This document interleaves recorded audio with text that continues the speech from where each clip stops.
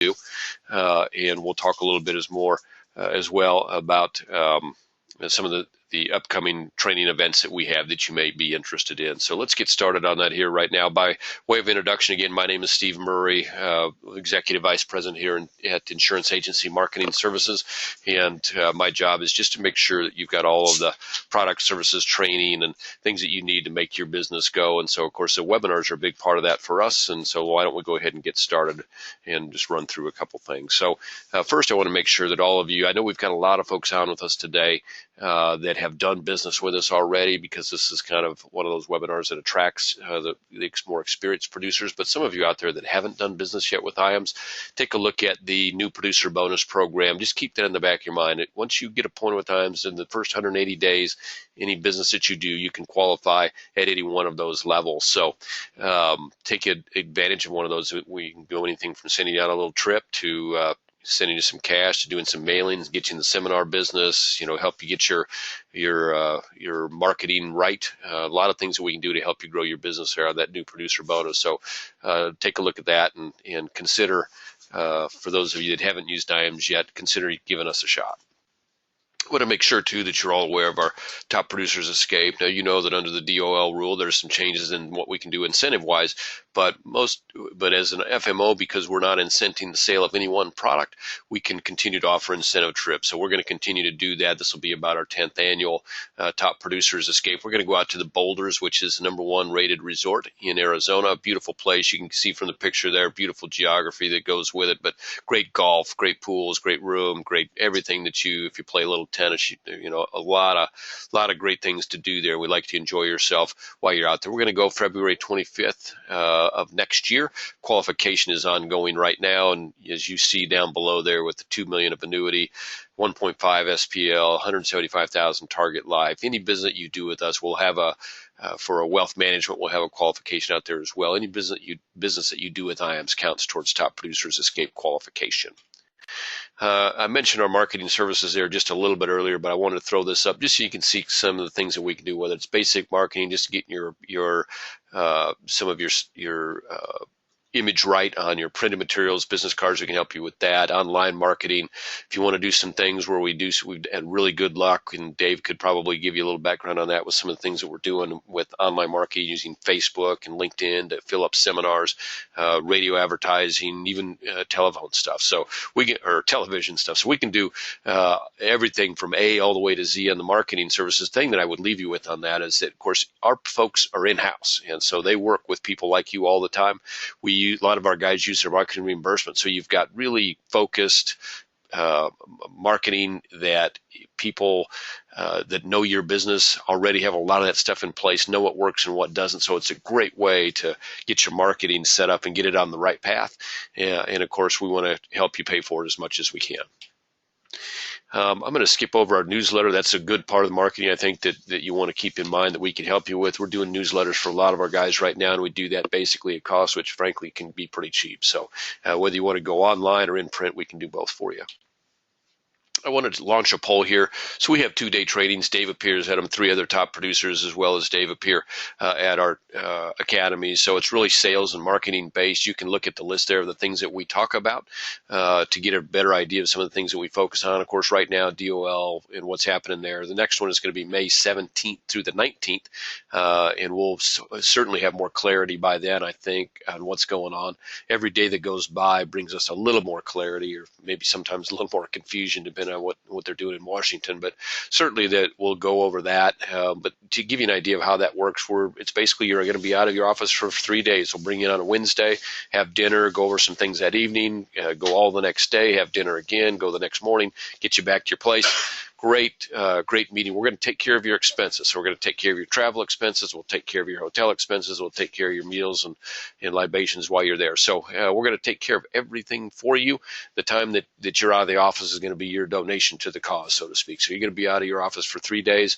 I've never had anybody walk out of one of our life and annuity academies and that wasn't really pleased and happy with what they learned and could take that back to their business and grow their business. So what I'm going to do right now, I'm going to launch just a quick poll, and I want you to answer just as quickly as possible. So it'll be about the Life and Annuity Academy. And let me tell you what you're answering here is if you say, yes, I'm interested in the Life and Annuity Academy, you're going to get two things from us. You're going to get a sample agenda that kind of goes through kind of an hour by hour what we do, and you're going to get a registration form. If you look at that agenda and you say, hey, I don't want, this isn't something that I think will help me, then don't send the registration form back in. If you don't do anything like this at all, just put no on that poll. And what will happen then is if you look at the agenda and you say, hey, I do think this might be something that could help me, then you send that registration form in. We've got 3 of them lined up for 2017. What will happen then is we'll just, when those come up, we'll call you up and say, hey, thought you had some interest in maybe joining us at an academy.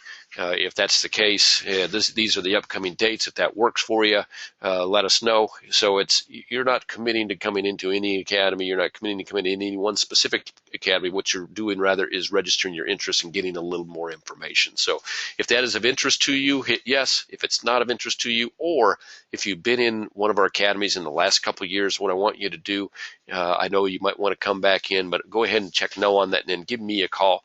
Again, my name is Steve Murray. My number here is 800-255-5005.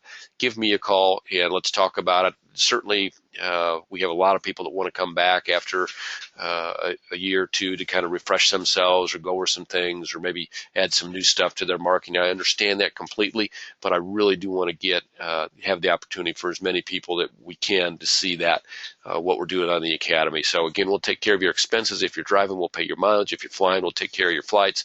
We'll get you the hotel taken care of. We'll take care of your meals. And then we'll have 4 top producers there that will help you grow your business. We'll talk a little bit about product. We'll talk a little bit about what's going on in the world around you in terms of our industry. So that's what happens there. Thank you. I see that we just have a couple of you that haven't voted, so I'm going to go ahead and close that poll out. If you were unable to vote for some reason, what I'd like you to do is give me a call here at the office. If you have interest, I'll be glad to send you out the sample agenda in the registration form. Just give me a call at 800-255-5055 if you weren't able to vote for some reason. Thank you. Okay, with that, I'm going to get moving on here, hopefully. And I'm going to skip over paperless contracting. If you're not familiar with it, if you're getting appointed with us, use paperless contracting. It's like filling out the contracts once, and then it's good for any company that you want to get appointed with later. So it's a really easy way for you. It's a service that we offer here at IAMS that I think you'll like. Website, I'm going to go ahead and skip over that as well, only because many of you have used the website. For those of you that haven't, what I'd say is call our office or go to www.iamsinc.com and have somebody here at the office walk you through, say, hey, these are things I'm looking for, and let them show you where it is on the website. Don't spend a lot of your time looking all over the place and trying to figure out what's happening. Let somebody here at the office make it easy for you. Wealth management. So as many of you may or may not know, we've recently launched an RIA here at IAMS, and we've had some good success with it. And a lot of folks have interest in what's happened in that world, primarily because of what's happened on the DOL side, but also just because it's a way to open up kind of a new trench in your business that you can do some help your clients and make a little extra money at, and actually add some value to your business through the trail and fees that you get there. So if you have interest maybe in looking at our IAMS Wealth Management, what we do, how we do it, what the fees are, what our investment platforms look like, what our technology looks like, and what we can do for you on the E&O side. Maybe compare that to what you're doing right now, or compare that to maybe something that you're thinking about doing, or if you haven't looked at it at all, maybe want to get a Series 65, we can help you with that process as well. So if you have interest in that at all, what I want you to do is hit yes. And Charles here at our office will give you a call. He'll walk you through the basics. We'll send you a quick brochure so you can have a look at the basics, and then he'll walk you through. We've got some incentives for those of you that may just want to get started with the Series 65 testing, so we can help you with that. For those of you that are in the business, we'd love to have the opportunity to tell you a little bit about our fee structure and our payout structure. I think you'll be pleased with what we're doing there. We're being pretty aggressive, and we'd really like to see that part of our business grow. So we're going to work hard with you to make sure it's a good fit. And I'm just going to take a second on that poll because I know that doesn't apply to everybody that's aboard here with us today. So if for some reason you're not able to vote, give me a call or call and ask for Charles Hiring Jr., and he'll be glad to walk you through what we're doing there and get you out a little bit of information.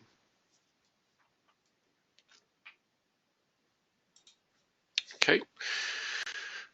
Retirement Analyzer, I'm going to skip over that. That's a free software program that we have. It can help you to grow your business with your clients. It's very global in the information that you can put in for your clients and get them out of nice color-coded, easy to understand.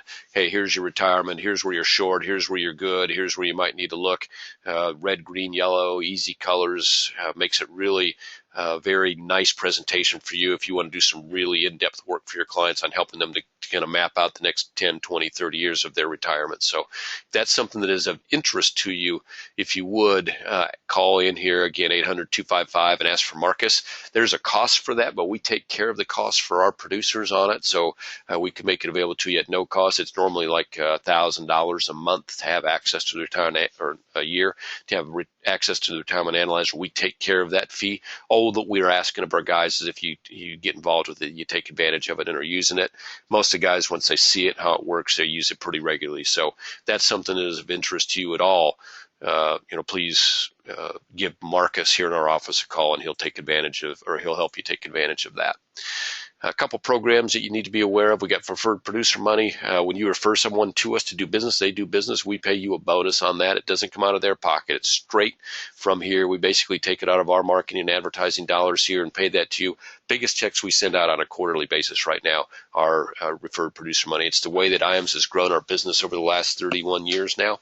We don't see that changing, and so I hope you'll take advantage of the RPM program. If you know someone that can take advantage of our webinars, our service, our products, give us a call. Let us know that you've referred them to us. We'll put them in the system as a referral.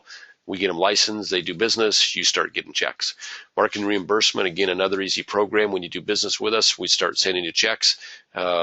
Basically, it's pretty simple. As an example, you do $100,000 annuity, we put $200 in your marketing reimbursement account, you send us receipts, we send you out checks. A really easy program, and it really is a reflective of our interest in helping you grow your business and our understanding and belief that marketing is the best way to do that. Okay, so I'm going to skip over any questions right now because I want to get it started with navigating the broker-dealer and FMO environment in light of the DOL rule. And I started, for those of you that maybe weren't aboard right away, we have an individual that I think is uniquely qualified. He comes from the registered rep side of the business. He is a Series 65, but he's made it his business together with your team here at IAMS to understand what's going on with the DOL rule, how that affects your business, what strategies that you can employ right now to kind of get ahead of this and make sure that you're prepared. There's a lot going on with the DOL rule, but the core of it, the basics of it, are not going away. So the DOL rule may not happen just as it's written right now. There's some delays in place, and we can talk about that at some point here. But the core of it, the intent of that is not going away. And that being the case, you need to be prepared. You've probably seen what's happened on the broker-dealer side and how they're prepared as well. So I'm going to turn it over here to Dave real quick. If there's any questions that should arise, please, if you would, type them in, and we'll try and get them answered just as quickly as possible. So with that, here's Mr. Dave Pimper. Well, thank you very much. I appreciate. We got a ton of people on the webinar with us today from coast to coast, north to south. So this is going to have a lot of interest. And what's interesting is I'm not a lawyer, so this is really from a sales and industry perspective. And remember this, I'm going to certainly give you facts, but there's also going to be some kind of subjective things that I'm going to throw in. That is my personal opinion, kind of the industry. Just real quickly about myself, whenever I'm on a webinar, I'm at a seminar here, a speaker, I'm thinking, so what's this guy got going for him, or what's his background? So just to let you know, I'm going to be 62 next month. I'm from Nebraska. My office is in Nebraska. Actually, it's in my hometown of Fremont, outside of Omaha, about 30 miles. I've been in the industry since 1981, so that's a long, long time. And I started for 3 years with the insurance business. Then I went with a big, huge national, 15,000 rep firm now, a national securities firm. And then after only a year's time, I felt that wasn't for me, and I went independent. And when I went independent, I've been independent ever since from the brokerage side. Of course, I am from the insurance or slash annuity side too. I was on the advisory board, which is basically the board of directors. Quarterly, we get stipend, and we met with all the big wigs, and I really kind of helped with the sales end and marketing end of kind of liaisons between the home office and the field force with the broker dealer. They were independent. At that time, they had about 3,300 reps. They're a little bit smaller now, but of course still in business. So I had my own RIA for 10 years. Elected kind of with all the compliance issues, either hiring a compliance person full time or to go in with third party. And so that's what I did. About 5 years ago, I actually was on the board of directors of a $2 billion. Been around for about 6 or 7 years. I do some business with them, and I was on their board of directors. So what's kind of unique maybe about myself a little bit is that I've done both sides. I've done the insurance side really mainly with indexed annuities. Now I use it as a guarantee, but about 75 or even 80% of my business is from the security side with conventional fee-based advisory, stock and bond business, and then a securities business across the board. So there has been so much talk about the DOL rule, how it's going to affect the industry. Now, there's two sides of the industry, and of all the people that are with us today, part of the folks that will be with us is going to be insurance-only licensed agents, okay? And what a lot of those people want to know is, how does it affect, this rule is going to affect my fixed indexed annuity business? Because it will. And then there's the brokerage community, and they're saying, gosh, my broker dealer isn't being as flexible. My broker dealer is bringing in level load products, or they're being much tougher with compliance. There doesn't seem to be the flexibility. If you run fixed index business outside of the BD, most BDs want a grab for your fixed index, and it doesn't have to be that way. So I'm going to talk a little bit about the DOL rule, a little about the broker dealer environment, and FMO, Field Marketing Organization, which Steve Murray, co-owner of IM's Insurance Agency Marketing Services, been in business for 25 years here, and in the industry for over 30 years. So what happens is there's really kind of those three legs to the stool. Okay. Now, if you've got questions, we have so many folks on the line with us today, a bunch. Type in information, questions that you've got, and we will certainly handle that. This is just kind of for the light of heart. I'm starting to think it's not my eyes that are the problem. Yeah, that's this DOL rule. I mean, it's in effect right now. It's a rule. If it goes through, it will start as of the 10th of April, but actually compliance on this, truthfully, wouldn't start to the beginning of next year. So we're going to talk a little more about the delay that's in the case right now. And we don't know if the rule is going to go through or not. So it gets really blurry, as kind of this fun slide shows. The fiduciary rule is kind of a moving target. Trump, yeah, that was a surprise to most of us, wasn't it? Yeah, it was. But what happens is that you've got in the Obama / Hillary Clinton regime, you are going to probably see as much, if not more, regulation. There wouldn't have been a question that this rule would have passed with flying colors, as you know, just like a hot knife through butter.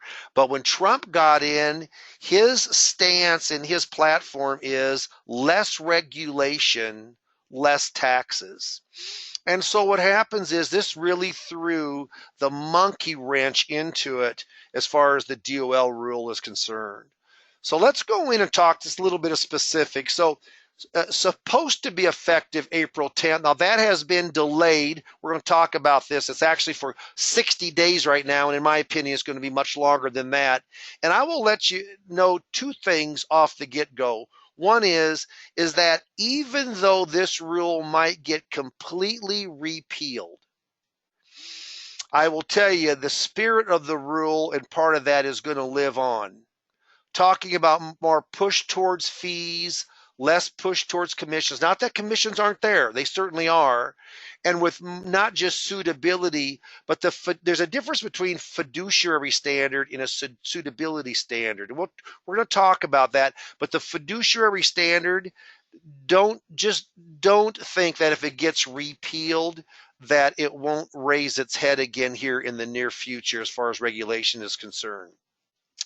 We're talking about the Department of Labor fiduciary rule, best interest rule, strictly on qualified or retirement accounts. Now, qualified money actually means 401ks, 403 nonprofit Bs, 457s. That is really ERISA qualified money, but they also did, because the government can do this, they grabbed IRAs in there also, because it was such a huge amount of the average investor's portfolio. Even though it's not qualified money, an IRA is different. It's not ERISA-backed money of the 74 Act, but they took that. So it counts basically all retirement plans. And what happens is it isn't just the plan itself. It just isn't if you're putting it into a specific financial strategy. It also is giving advice. Giving advice, you have to have a best interest contract, which is a fiduciary contract. It's a fiduciary contract that you've got with that financial institution and with that client. Okay. Now, what happens is that we're going from a suitability standard. So when I say in the old days that I was a broker, that was my commissioned business.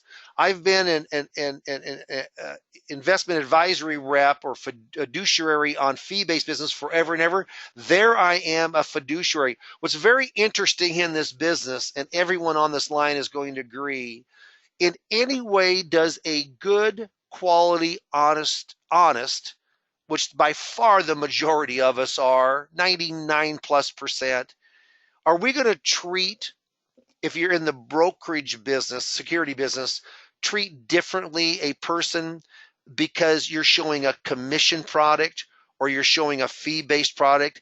Is there much more higher standard with fiduciary? Well, on paper there is, but in reality, do I make any difference? I'm trying to treat every single one of my clients in the very best interest I can. What's in their best interest? Just because we get a commission, does that make us not a good fiduciary or a good suitability? Of course not. Too high of a commission? Yeah, that very well could. Or if we're swayed of giving a suggestion because of commission, no, that's not right. But I know that the majority of us, that doesn't come into play. The government basically, they have a habit of force feeding. They know what's the best for us in our industry, and that's what's happening here of suitability versus fiduciary. The best interest contract, it will have to be signed by the agent or the broker or the rep or the investment advisory rep, have to be signed by the client, and will have to be signed by a financial institution, which we're going to talk about. There's really only 4 or 5 different entities that can be a financial institution. One of the very worst things about this law is the right of action. So basically, the Department of Labor, it's not set up like the Securities and Exchange Commission. They're not set up like FINRA, okay? They don't have the manpower to go into patrol and monitor the business. Can you imagine that? So they're setting the rules, but they cannot control it. So you know what? In the Department of Labor, which is probably one of the very worst things, is that they're allowing the lawyers to go in and to sue on the behalf of the individual clients. And it certainly could be class action suits also.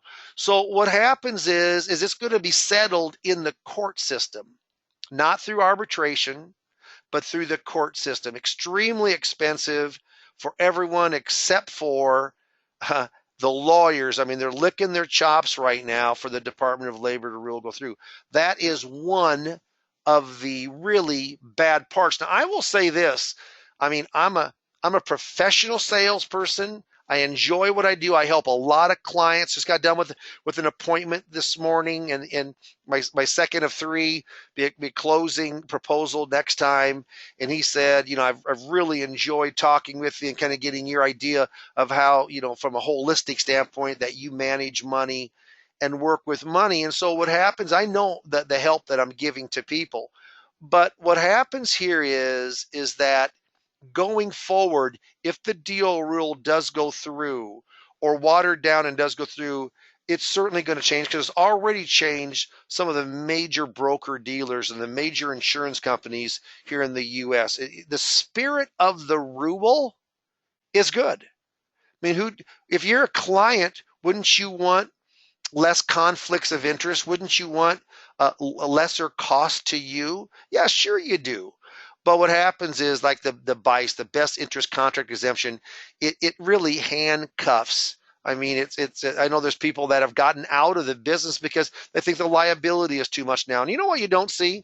You don't see many young people getting into the business, do you? How does a young person in the brokerage business or in the insurance business start and make a living strictly from a fee-based standpoint? I mean, very, very hard.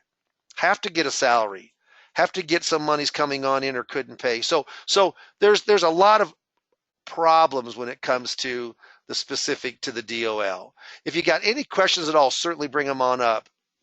So let's talk about the independent insurance producer first, okay? So what happens is that the only thing that is under the DOL rules, it's not life insurance, it's not fixed annuities, it's not long-term care, disability, or P&C. Fixed indexed annuities or equity indexed annuities, they have to have a best interest contract exemption sign off, okay? Without that, now what's the interesting thing is, you've got different financial institutions, okay? And those different financial institutions, what happens is that there aren't a lot of them in your FMO, your field marketing organization, or your NMO, national marketing organization. Most of those will not be, unless you're one of the 6 or 7 largest ones. You're not going to go in and have your FMO to be a financial institution. So let's go in and talk a little bit just about the current DOL status. Right now, there's a delay of 60 days, and there'll be a review and a comment period. There's a 15-day comment period on one part of DOL, and then there's a 45-day comment period on the other part. So what happens is 60 days. Now, in reality, do I really do believe that this is going to be 60 days out? No, I think it's going to be longer. This would bring it out from April the 10th to June the 10th. I'm going to tell you, I think this is anyone knows government, everything, the wheels grind slowly with the government. I think that this is going to take much longer than 60 days for them to come up with either to kind of change the bill, add or take from the bill, kind of cherry pick on the items, try to go in. It's a current rule right now. It isn't proposed. It's a current rule. That's what Obama went just just as fast as they could to rush it through. But could they kill it? Yeah, they could. Could they amend it? And I actually think that it probably will get amended other than killed. That's strictly my opinion. I think what happens if they do kill the bill, I think what you're going to see is the Securities and Exchange Commission with FINRA, people who know the industry. I think what they're going to do is they're going to go on in, and why have a fiduciary standard just on retirement money? When I go to a doctor who is a fiduciary, they don't go in and say, well, if you're 60 or over, we've got a fiduciary standard. If it's under 60, we just throw it to the wind to give advice. Yeah, I mean, it doesn't really make sense. This is kind of an end around with the government on the DOL fiduciary rule. So if they do kill the bill, I think within 2 or 3 years or 4 years, we'll probably see it both on the qualified and unqualified assets, which I'm personally fine with. The best interest contract exemption, I think it's a bad deal. Having a private action of lawyers to go on in and decide of the penalty, it's a bad deal. Getting lawyers involved with anything like this is going to just cost everyone a lot of money. Indexed annuities, there's a chance they could go back to the 8424 exemption. What happens, that is the exemption that does not need a best interest contract exemption signed. So life insurance, fixed annuities, just like that. Could it go back? It could, but I'll tell you, ever since 151A, a couple 6 years ago, that tried to get fixed indexed annuities as a security, what happens is that when there was only 20 or 30 billion dollars of fixed indexed a year, now there's 75 or 80 billion dollars. That starts to be real money. Once the bigger the investment for FINRA, what happens in SEC, what happens is the more money and fees that they can charge and get from that. So they look at it as a money maker. I'm also going to tell you why they missed out on 151A. Didn't go through. They did an end around here, even though it's not a security. It's treated virtually like a security for DOL purposes, Department of Labor fiduciary best interest. I do believe that if not now, as future comes, that it will eventually become a security. I mean, that's what the SEC, FINRA, DOL, you can tell that's what they're leaning to. We talked about enforcement rights of the lawsuits through the BICE, best interest contract exemption. In the spirit of the DOL rule, no, the spirit of it, it's good. It's good. It's good for the client. But what also happens is it can't handcuff and tie, the securities broker, the insurance agent's own fixed index annuity. It has to be able to be flexible. It has to be a win-win situation. So let's say, regardless of the rule's fate, look what Merrill Lynch is doing. It's moving ahead with many of the fiduciary rules related changes. Wells Fargo, there's much more heightened supervision now in retirement accounts. That's not going to go away if this gets X'd out. Edward Jones, a big mutual fund firm, does a tremendous amount with American funds. They're no longer offering mutual funds, no longer offering exchange traded funds on commission-based retirement accounts. They pulled the plug on that months ago. They're not changing that, whether this law goes through or not right now, because they know where the industry is headed.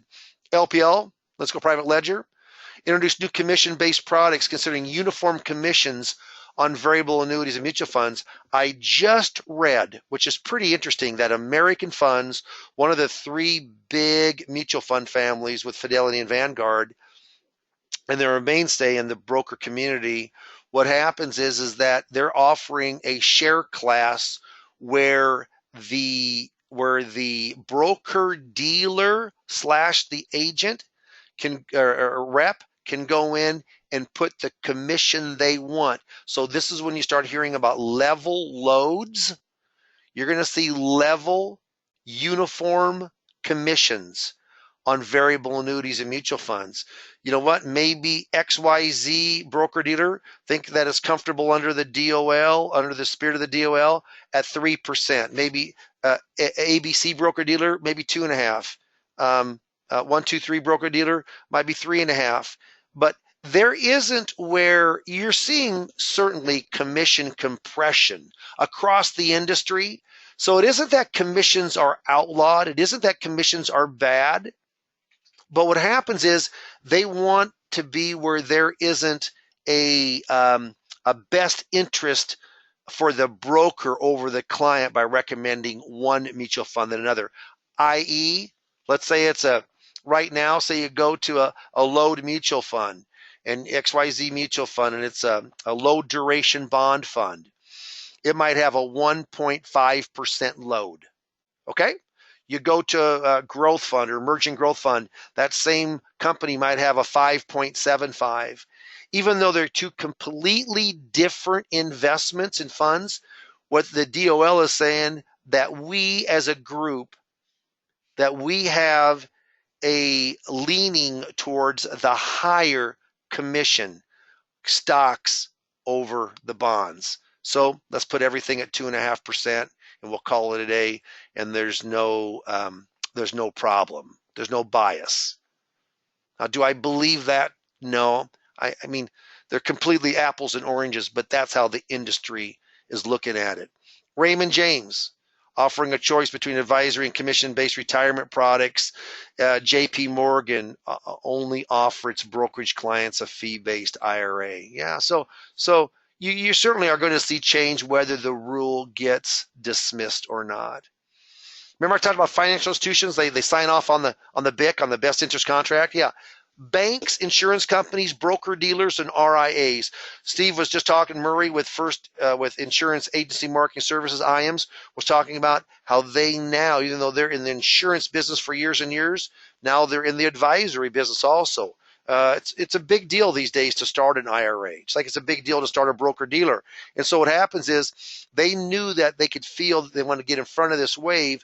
So what happens, they started their own RIA, but then my broker dealer happens to be, his name is Calton. It's bigger than a boutique, about 300 registered reps throughout the U.S.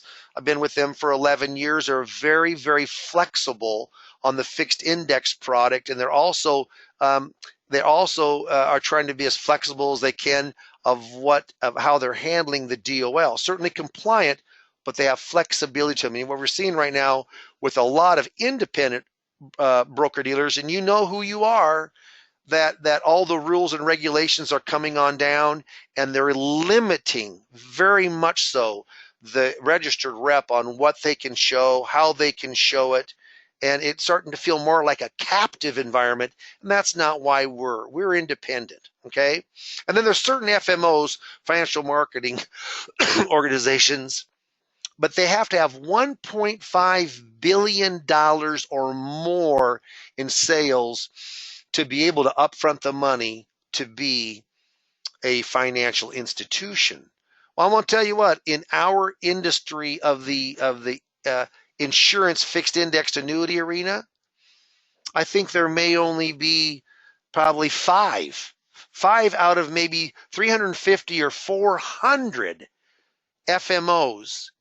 And IAMS is a good size FMO, nearly $500 million. So they're in the top 30, 35 of all the largest FMOs, but they limit it to the top 5. And they're charging a pretty hefty charge to be able to do that. I can tell you right now, the industry, meaning the Department of Labor and FINRA and SEC, they want that fixed index product to really run through a conventional securities grid. That's what they want. They want it to run through the broker dealer, or they want it to run through the registered investment advisory firm. You can feel that of where it's being pushed. Whether the rule gets delayed or deleted, you're going to see that, I believe, coming full cycle here in the years to come. Okay, so let's real quickly. I thought there was going to be a poll question there, if we can bring one up. So we're going to have a 3 poll questions. If you have any questions, type them on in. I'll be more than happy to answer those for you. But let's go on in and just talk about, do you have questions about what financial licenses you need, okay? So is the poll up right now, Steve? Good. So what happens if you want more information about licenses, what licenses you need, whether they're licenses from the security standpoint or they're licenses, you're an insurance-based agent, but what security license are important to you, then mark yes right there as I'm kind of walking through this, and then we'll take the poll off here within a couple of minutes. If you mark yes, my firm, and of course I'm a producer also, but I also coach. Lazarus Coaching is the name of our coaching firm. What'll happen is that you will just answer the poll, and then we will give you a call. Amy or Craig Jones, my 2 administrators, will call you, and we'll have a 20 or 25-minute talk specifically on what from the webinar of what I could help you with, okay? And this is specifically about licenses. So, when we talk about the Series 6 license, That's kind of the watered down registered rep license, meaning it isn't a full blown securities license. You basically can show mutual funds and you can show variable annuities. That's the majority. There's some unit investment trust package products you can show also, but it's variable products. So can you show a stock or a bond with the Series 6? No, you can't. Okay, so that's a Series 6 license. The Series 7 license is your full blown securities license. I mean, you can go in not just all of your variable investments, but of course you can go in and show stocks, single bonds, options, margins on those investments, non-traded REITs. I mean, on and on and on. It's a full-blown securities license. Now, those are commissioned. Okay. And again, we're going to be taking this poll off here within about a minute's time. So if you could just answer yes or no, just yes or no, then we'll know who we need to call to touch base with. The 63 license is a state blue sky license. That actually, it's a securities license. You can't sell securities from it, but you need to have that. Once you have the federal license of Series 6 and 7, then you come back with with the state license of 63. Then your fee-based or investment advisory license, this is the fiduciary-based, is your 65 license. So it has 6 and 7 are commissions, and 65 and 66 are fee-based. Okay, so the 65 the test is much tougher than it used to be, no doubt about it. Because what happens is it takes, it used to be just 50 questions, and now it's much more than 50 questions. There's a lot more work involved in that 65 license. But this enables, you can't show commissions, but you're able to give advice and information about securities account, but it's all done on a fee-based standpoint, an advisory fee-based standpoint. 66, prerequisite is having the 67. You can actually take the 66, and that would take both into case your 65 and your 63 together. Okay? And thank you for voting. There are a few people that didn't vote, but that's why we'll have a couple more polls also. Okay, real good. Now, on fixed indexed annuities, I'm kind of jumping back and forth between the insurance side and the brokerage side, but you need a best interest contract, like I said, but from a financial institution, one of those 5 to sign off. Basically, it's treated like a security now. As far as the DOL is concerned, it has a big sign off just like a security has. A broker dealer versus the FMO, field marketing organization for distribution. So what happens is you can tell the push going on right now to have that distribution. You can still use your FMO for information and for product, but they want it to go through the grid. What's very interesting about the grid with the broker dealer that I have is that they allow me to go in through my OSJ, Office of Supervisory Jurisdiction. I can go through that. I have a securities grid and RIA grid together, and then I have a much higher less haircut on the fixed indexed annuity grid, and they're been very flexible, with the principals and the agents of how they're handling fixed index. It's not a second class citizen. I mean, it's it's very important to them because they know the amount of business that a lot of agents and RRs are doing in the fixed index. Now, what happens is that the licenses for the fixed index annuity, don't let people tell you that you have to be securities licensed. You got to get your 65 to show fixed index annuities. That is not the case, but you have to have somebody to sign off. If your FMO does not have in-house, like Insurance Agency Marketing Services, they have an RIA. You can run it through the FMO and have the RIA sign off on that. Or you can go in and run it through a non-securities grid through the broker-dealer with a very, very small haircut. So you've got some options here. So what license do you need? You need your life and health license. You don't have to have a securities license as of right now. Now, when I talk about RIA, Registered Investment Advisor, versus an Investment Advisor Rep, IAR, The registered investment advisor, we're talking about the company. We're talking about the company. So what happens is that the investment advisor rep, we're going in and we're talking about the individual. So ABC Registered Investment Advisory, that's the RIA. That's what IAMS has paid a lot of money to get that up and going with the different with the platform and the different managers within the platform that the individual that licenses through them can use. The IAR Investment Advisory rep, that is myself or yourself, the producer, running your fiduciary fee-based Series 65 license or 66 license through the registered investment advisor. So the individual is an investment advisory rep, IAR.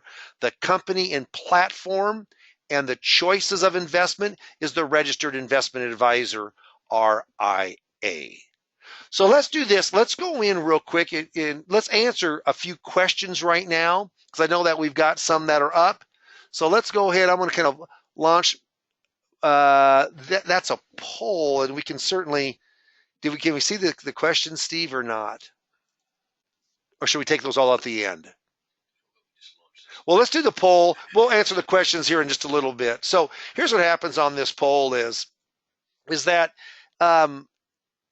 would you like to talk about BD changes? If your BD, your broker dealer is handcuffing you in a way, or they're putting so many rules that you're not able to go on in and you don't feel the flexibility, what happens, then and what happens here is we're talking about the Department of Labor, how it's going to affect your business. Yeah, you might want to mark yes and talk to me.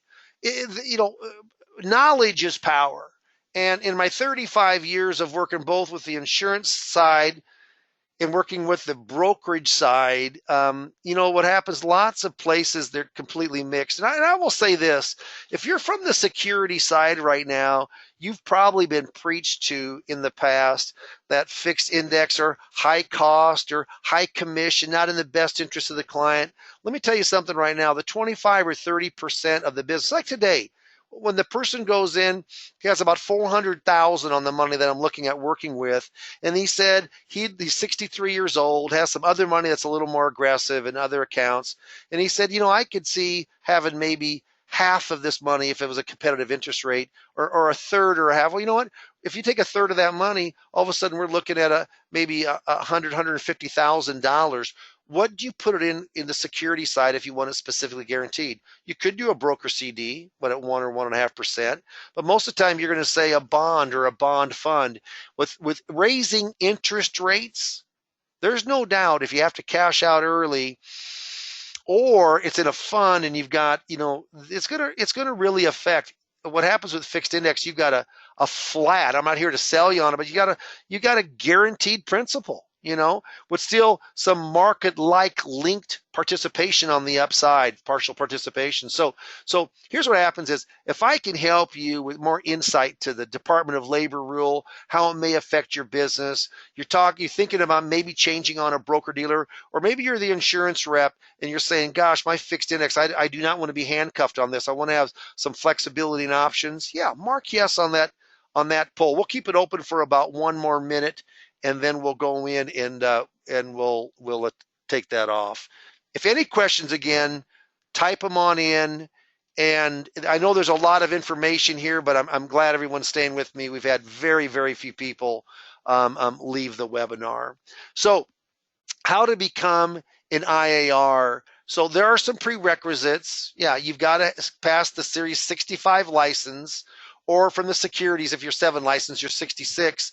But in some states, if you hold some different like CFA or CPA, CHFC, et cetera, different designations, not in all states, but in some states, what happens is that you're able to go in and you've got a grandfathering there with your fiduciary license, your advisory license. I'm going to go in and just see if there's any questions. I'm just reading them here. Yeah, why don't we go in and we'll Let's go to the next slide, Steve. Let's just go to the next slide here.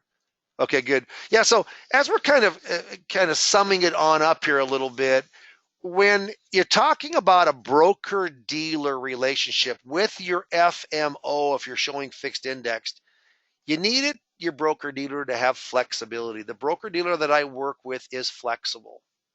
Doesn't mean they're not high on compliance, because they certainly are. But a lot of the decisions of regulation, it isn't all handed down from the SEC or from FINRA, from the regulators. It's how it's interpreted by the broker dealer. I certainly want a very good compliance department. I do a lot of seminars. I'm a big seminar guy. Have had over 430 seminars since the mid 80s. I do a newsletter. I do a daily radio program. I just got done with, we do 2 client events a year. I just got done with on Saturday at a local steakhouse. We had 103 clients there, and he had economists come on in from the West Coast. I mean, so we do a lot of marketing, and I want to be protected. And I know a lot about compliance from just all the marketing I've done through my lifetime, but flexibility with the broker dealer now, with the whole DOL rule, the whole fixed indexed annuity, level fees, what you're limited to show and can't show. You don't want it to feel like you're captive. We're independent. So again, if you go in and we're going to take this poll out, but we'll have one more poll left. But what happens is, if you want to go in and get some information of maybe a little different way of doing business, or having a BD that's a little more flexible, certainly mark yes, and then we can give you some insight to that. Okay, so I'll go to the next slide here. So real quick, White Calton is the broker dealer. It's a full service broker dealer, been in business for 30 years. It's a privately owned, and it's owned by people in the industry. The owner is still active. In fact, he's actually my OSJ. You got 2 grids. You got a broker dealer and a security grid payout, and you got a fixed indexed annuity grid, which is a much higher payout, much less haircut there. Okay. The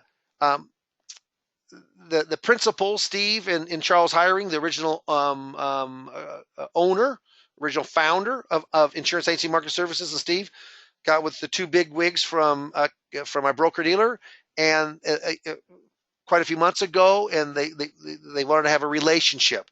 They thought we could work amongst ourselves and could really be a plus for the register rep. Okay, and that has been the case. So what happens is, when you start looking at monthly costs, there's a lot of sometimes it's low production costs. There are affiliation costs. There are it seems like you're paying just a lot of money on a monthly basis. That isn't the case with Calton. There's no affiliation fees. There's no low production costs or quotas. Clearing firm is Hilltop Securities, was Southwest. It's the second or third largest clearing firm. They also have clearing availability through NFS. It's a friendly. They got 30 people working there, and it's a family atmosphere. But most importantly, you have flexibility with the broker dealer. Why insurance agency marketing services? Well, you know what? Out of Omaha, Nebraska, I'm 20 miles away in Fremont. I'm a little biased, but people in the Midwest, you know what? Not a lot of agendas. We're pretty family oriented, which they are. Almost everybody knows who the brokers or producer agents are. But FMO is different than broker dealers. We have, and I do coach for the FMO IMs. We have many marketing programs. I mean, there's lead generation programs, and if you're a securities broker, Series 6 or 7, there's no doubt that all of this has to be compliance approved. It isn't like we got a free pass of not compliancing. That isn't the case. So, but many marketing. We've got 4 different seminars, FINRA reviewed, and we've really had very, very good success. I coach on production coaching, on sales process coaching, but there's a lot of lead and marketing information that the FMO has. 30 years in the business, owner still day-to-day, independently owned. A lot of good things. And so that's the merge between the broker-dealer and IAMS, the FMO. Okay? Now, Myself, Dave Pimper, been the business started in 1981. I'm a principal at OSJ, and really, I was years ago, and then I was a Lone Ranger, and then what happens now is I'm in full production, but we're building. We got 5 people on board our OSJ since the first of the year. We know this is going to be a pretty big concern, and I'd like to talk to you if you've got some concerns about your broker dealer or maybe some options, alternatives. A lot of people don't understand both the FMO side and the BD side, and I do. So, I mean, I can talk both sides of that with some a background that I have. The coaching, I hope that's an added value of the people who come on board with me. I've got to sit down with one of my OSJs out in Washington this afternoon talking about a specific financial strategy on a unique situation that I gave him of what I would do, and he wants to know more about it. Of course, I do a lot of seminars. Seminars aren't for everyone, but it's a great way to generate new business. I have expertise in Social Security. I coach Social Security to advisors. All of my coaching, which I charge for on the outside within my OSJ, it's all free. I take the time with yourself at no cost to you. It's just part of being the OSJ for the group, some added value. 401k IRA rollovers. I have a workshop that I put together and got it fin reviewed about a year ago. It's a 401k IRA rollover workshop. In fact, that person, he had 1.3 million to invest, and he's looking at about 400,000 with myself that I just got done with this morning, came from that workshop, and I've got 3 others that I'm working with from that one also. So I'm kind of like a board of director on an independent firm. I mean, I'm here for questions. I mean, you get a monthly market review. Same one that I give to the radio, or I mean a weekly review. So there's just, and I get a push email out that goes in from a coaching standpoint. So there's some added value instead of just giving money to the OSJ. There's some added value there. I have Redtail, which is a CRM. It's not the only CRM, but it's well known in the industry. $90 a month, so it does have some cost to it.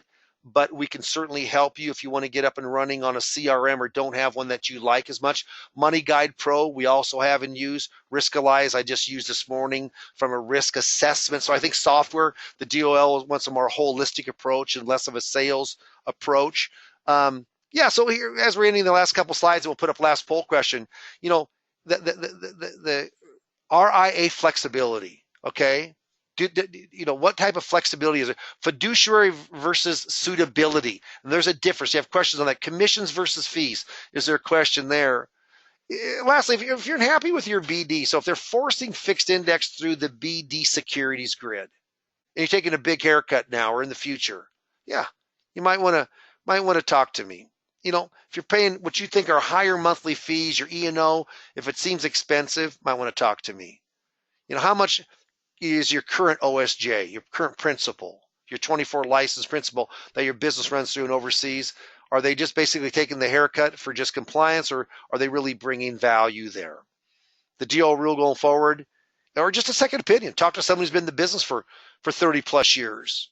So I'm going to kind of leave this, and we'll throw up the last poll and answer any questions that we have. Okay, so what happens is that I say procrastination is my sin. It brings me constant sorrow. I really shouldn't practice it. Perhaps I'll stop. You know, tomorrow never comes, does it? No, it doesn't. What happens is people who take action are the people who are successful. So if you got some questions, hopefully you marked yes. You can certainly call Insurance Agency Marketing Services because, you know, they can get me with Lazarus Coaching to talk with you. But it's a complicated subject. It's a moving target.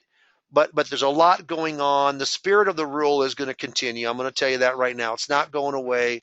The big firms on the block, the big Merrills, the big Morgans, the big Edward Jones, a lot of reps, Ameriprise. Ameriprise, I heard, put in, I think it was 5 or 6 or 7 million. It could have even been more than that, just with DOL. So they know that things are changing. But I really appreciate, we're going to have one more poll where we're going to pass on that. I appreciate everyone being with. My name is Dave Pimper with Lazarus Coaching. Hopefully that we will talk. Craig or Amy will call you tomorrow. And I'm just going to answer, there's a couple questions, but the question is it a federal law that index annuities must clear through a broker dealer? Absolutely not. It's not. There's not a rule that it has to go through the broker dealer. It's not a rule that you have to have a security license. Not a bit. But with our association, you could either allow to go through the FMO of IAMS, and then they could sign off of it through their RIA.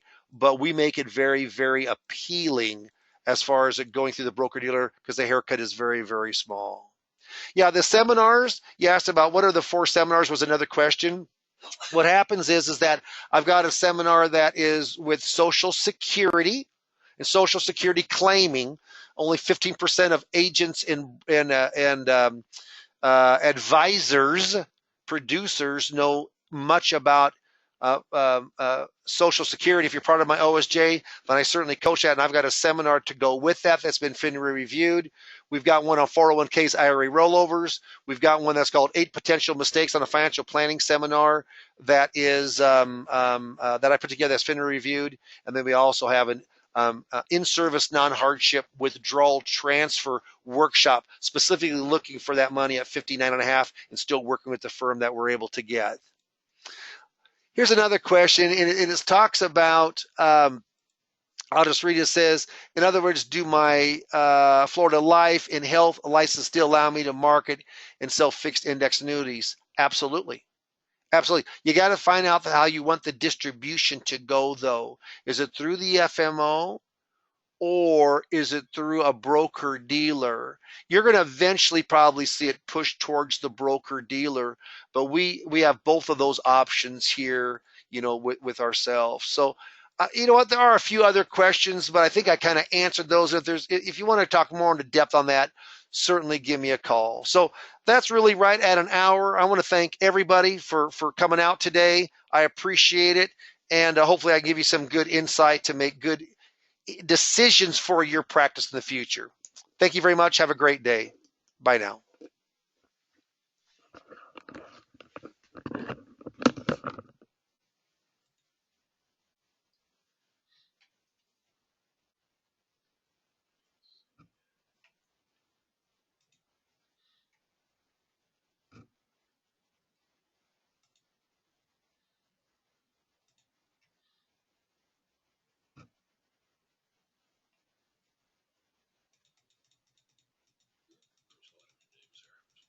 There's a lot of new names there, so that's good. Yeah. I mean, I recognize a lot. We're not on Army. Can't hear us. Another one of those? No, thank you. You stayed in for this one. I mean, that's the first time I did that. Yeah, I just